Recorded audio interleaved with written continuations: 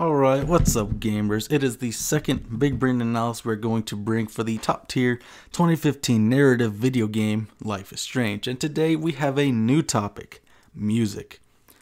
Music in video games is something most people can enjoy. Games with good soundtracks are timeless, whether it's the upbeat rock tones of Sonic Adventure 2 or the dark somber piano pieces in Dark Souls. Music in video games has a profound impact on how we perceive games and completely can change how we view a scene or a character. Some iconic video game moments are crafted and remembered simply just because of the music.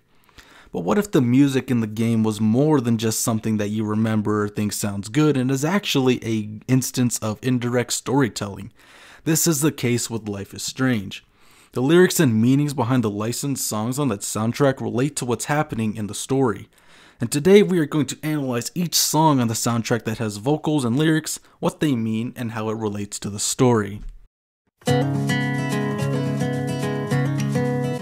The first piece of licensed music we hear in the game is To All of You by Sid Matters. This is played as Max is walking through the hallway playing it through her headphones.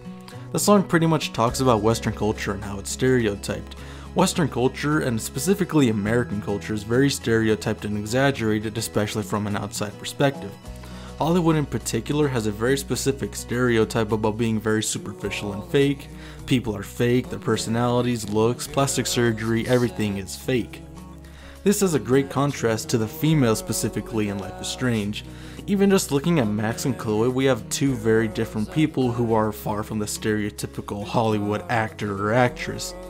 They demonstrate genuine feelings, growth, and the theme and ending of the game aren't very Hollywood. There's no good moral ending, there's no good guy beats the bad guy, everyone wins, everyone's happy.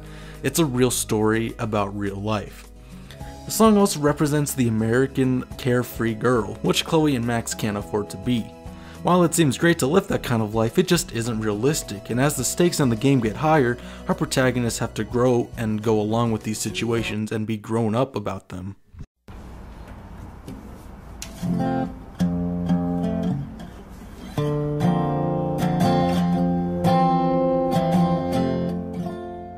The second song we hear in the game is Santa Monica Dream by Angus and Julia Stone.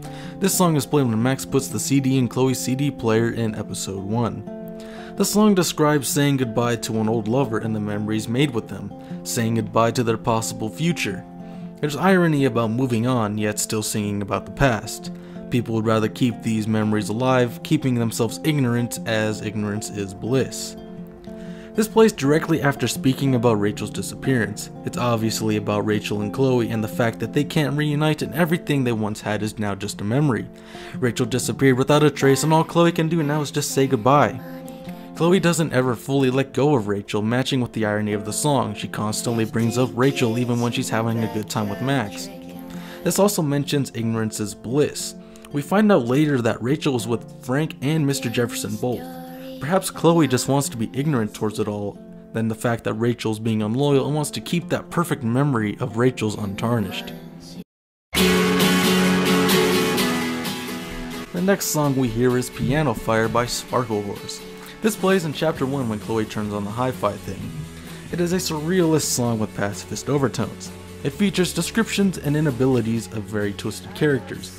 There is a lot of anthropomorphism, which is very irrational and doesn't make very much sense. I think this may simply be a free moment for the two protagonists, with the surrealism being a representation of the freedom they get to experience during this moment of reprieve. Chloe and Max dance, have a good time, and is one of the downbeats of the story similar to the pool scene and the morning after in Chloe's bedroom. The surrealism is the creativity of the unconscious mind, which makes me think that this is just a free moment that they get to experience together.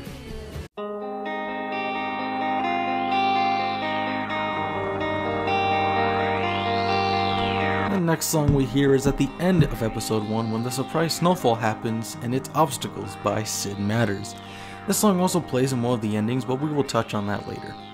This song pretty much describes life and obstacles as weather, specifically a blizzard. The only way past a blizzard is going through it, very similar to things and obstacles in life. Some things you just have to confront head on and just go straight through them. It also touches on the indifference of life and nature as a whole. Things happen to people because that's just what happens, nature doesn't judge. People want to find their place or reason in life and must go through things just because that's how life is. It also touches on the carefree innocence of the past. Your innocence can make themes seem fun and harmless, but growing older changes that perspective and shows you the reality of life. Gone are the days of a carefree childhood. This kind of represents the upcoming storm and, well, the realistic tornado that Max will have to go through. Max and Chloe aren't 13 anymore and life is real. They're going to have to grow up and deal with life as the stakes raise higher and higher throughout the game. They have to go through the blizzard for what they want. This also sort of relates with how the first episode acts. It sort of acts as a decoy, setting up the story as just a basic high school drama at its very worst. The next episode, however, raises the stakes with Kate's suicide attempt. Life is real and Max and Chloe need to be mature about what's to come if they want to come out happy and successful.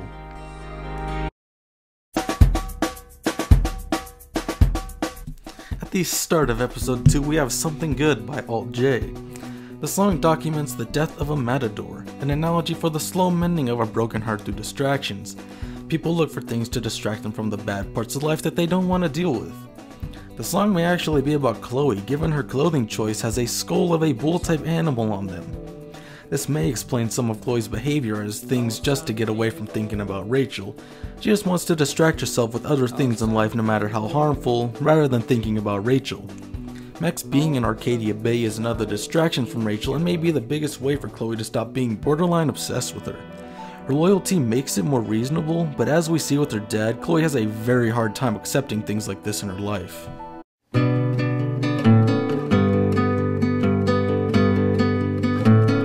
Next up we have Crosses by Jose Gonzalez.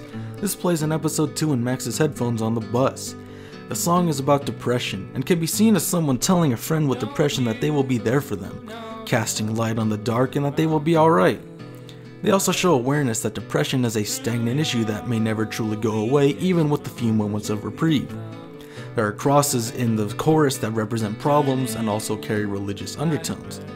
Kate is depressed. She not only deals with bullies and the high school drama that she has to go through and is just straight up depressed, but has the added burden of getting drugged and doing things that don't represent her faith. The crosses represent her problems and burdens and her religious nature, as her problems create a divide between what happens to her and her beliefs. This song can also be played by Max in episode 1, which can represent how much Max cares for Kate and how she would do anything to help her and save her.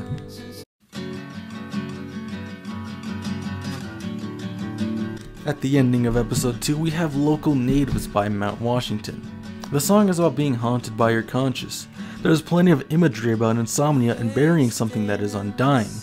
This can be taken in a romantic sense but also relates to feelings or memories that can't be suppressed. These feelings don't just go away. Some don't fully go away no matter what you do, as they can't be buried. This relates to Kate's suicide attempt and hits harder if she actually goes through with it. It highlights the guilt and feelings after it has happened. Whether or not she succeeds, the feelings of guilt and why did this happen will still push through. No one wants to talk about it, people would rather not look at it and not deal with it, but there's constant reminders of it. This is similar to real life, even as Justin's suicide attempt leaves a massive mark on the community, especially if it's a student. It's incredibly impactful to everyone, even if they're not directly involved. The ending scenes also show the game's antagonists, showing just how devastated they are. Victoria and David are shown to be antagonistic characters, but they are being devastated by what just happened. This shows a moral grayness in their characters and the impact of what just happened.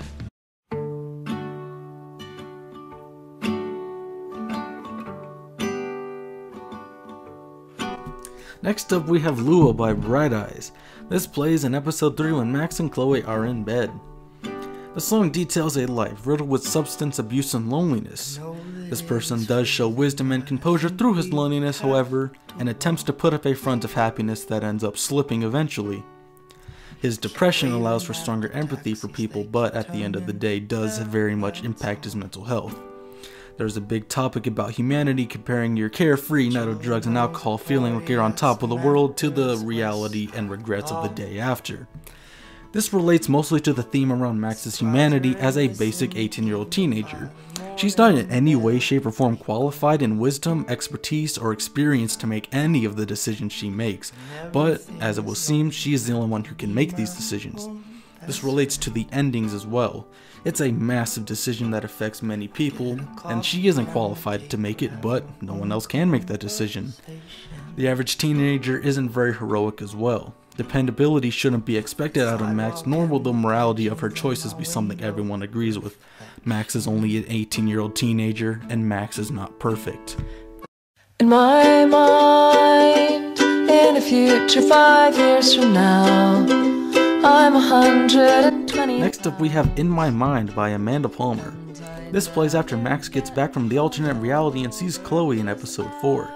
The song is about dreaming of the future and achieving perfection, but being discontent with that actual outcome and being content with the here and now. The perfect version of yourself and wanting perfection are separate things. Sometimes just wanting for the sake of wanting is all you really need. Many lines correlate exactly with the story. It mentions 5 years from now, which is exactly the time from Max's move to Seattle to coming back to Arcadia Bay. It also mentions wanting to be the best person possible and being in control, something that Max desperately wants, to be the best person she can, saving everyone and being in control of her powers. Max's perfect reality with William is also shown to be within this. She wants the perfect reality where William's alive, Chloe's happy, and everyone's all good, but that alternate reality was nothing that she wanted. This also references the sacrifice Chloe ending. Only at the end does Chloe actually verbalize the fact that she's to blame for a lot of what's wrong with her life and accepts it, but she will never be that person if you choose the sacrifice Chloe ending. Choosing this ending means Chloe dies in the bathroom and the past week never even happens. She never grows and she will never see the person she wanted to be.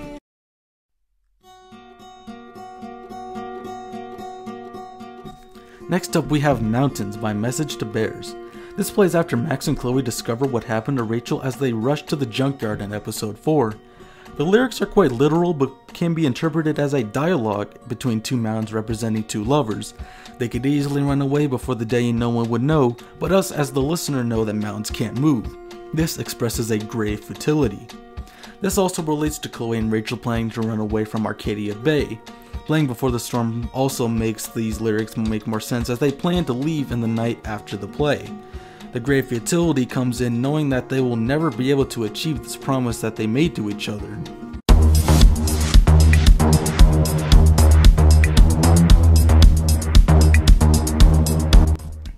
Next up we have Got Well Soon by Breton.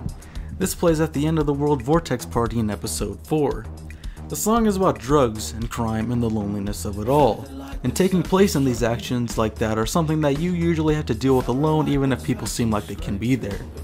It speaks on attempting to relate drugs and crime by asking the audience if they can relate to it. While Max doesn't do drugs or partake in much crime, the final act of the game is Max being alone. Max isn't going to have Chloe around for everything she gets into, and she needs to face some of her demons alone. This also perhaps foreshadows Chloe's death by Jefferson, as Chloe won't even physically be there for Max through the dark room or her nightmare. Max has to face Jefferson and her personal demons by herself.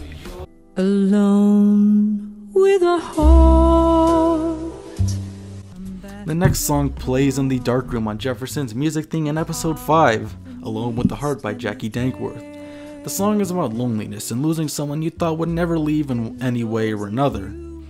That deals with coping with the loss of someone very important and the immediate aftermath and fallout of losing them.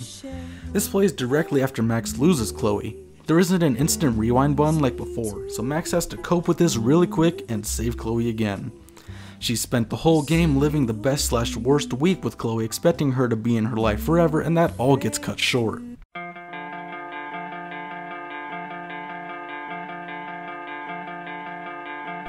The next song is The Sense of Me by Mudflow. This plays on the drive to the diner in Mr. Jefferson's car in episode 5. The song repeats the lines "try to try again" and can be about someone losing themselves or focus of what to do in life, and to try again to make sense of what's happening and keeping true to yourself. Max continuously saves Chloe's life over and over again because she does not want to lose her and wants Chloe in her life. There's a lot going on during this that happens directly before the scene. Chloe was shot by Jefferson, Nathan tries calling in the car, and the tornado from her visions is here. Max can't lose focus now and is on a mission doing what she's done the entire game and trying to save Chloe for the final time. Our next song plays during the Sacrifice Arcadia Bay ending, and it's the second time we're going to hear this song, Obstacles by Sid Matters.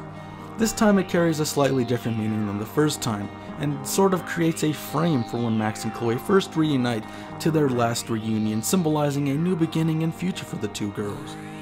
Max and Chloe already went through this more metaphorical blizzard, and the song carries a much lighter tone. The obstacles ahead won't be as hard, and they have proven that they can handle anything together. The carefree days of youthful innocence are gone, but they have each other to take on any obstacle they will face in the future, and can represent the struggles they have gone through throughout the game.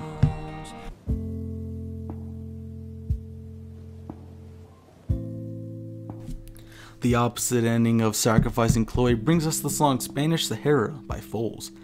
The whole song is about getting over trauma that never truly goes away and haunts more or less.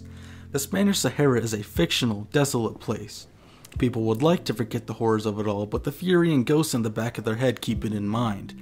This relates to the emotional emptiness and trauma Max feels after losing Chloe. She spent the past week having the best week of her life with her, and did her best to save her but had to let her go in the end. While it was the more heroic decision, Max still takes a devastating blow emotionally in return. She doesn't even get any recognition or support for what just happened, as going back in time and letting Chloe die means nothing in the past week really even happened. Only the memories last, and while she can try to forget, it will be very hard, especially if she stays in Arcadia Bay. Now this is a separate point, but is a very key thing when it comes to both endings. The juxtaposition and music choice and the tone of both endings is very stark. Losing an entire town and having to watch it happen on a cliff should carry a very dark tone. While the tone is very dark, the music choice and tone is more uplifting in this one. Chloe and Max went through the blizzard and get to live the rest of their lives together. There's a sense of positivity and looking forward in this ending. Compared to the other ending where only one person dies and you save a town from destruction, it's still dark, but should have a positive silver lining to it. Instead, most of the music just shows the devastating emotional impact of losing someone very close and important to you. You're left no time to revel in the heroics of saving the town, and instead just shows how emotionally damaged you are. Alright gamers, that just about wraps it up for all of the licensed music in the game. There is technically more licensed music in the game, but it's instrumental, so there isn't much to analyze like the lyrical tracks. Let me know what you think of this analysis, and if you have any other interpretations of the songs or what they can mean in terms of the game. And also, if you don't listen to the soundtrack, I highly recommend it. I'm not someone who usually listens to this kind of music, but I really enjoy the soundtrack. It's very good. Some great vibe music. Alright, I'll see you boys next time in the next video. Tell where your heart is. American girls like dollies with shiny smiles and plastic bodies.